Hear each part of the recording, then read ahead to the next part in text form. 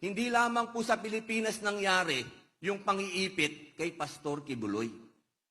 Naikwento ko po yan sa inyo dahil tandaan po ninyo, si Pastor Kibuloy ang nanatiling loyal at kailanman hindi bumaliktad kay Pangulong Rodrigo Roa Duterte.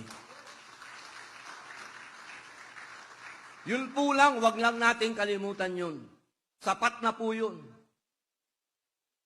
Tumayo si Pastor para sa pinakamamahal nating Pangulo. Wala pong sigurong makakatumbas ng tapang na yun kung hindi si Pastor Kibuloy.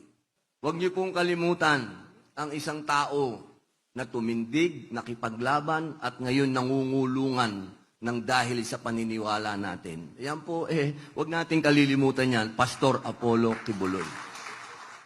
Hindi lamang po sa Pilipinas nangyari.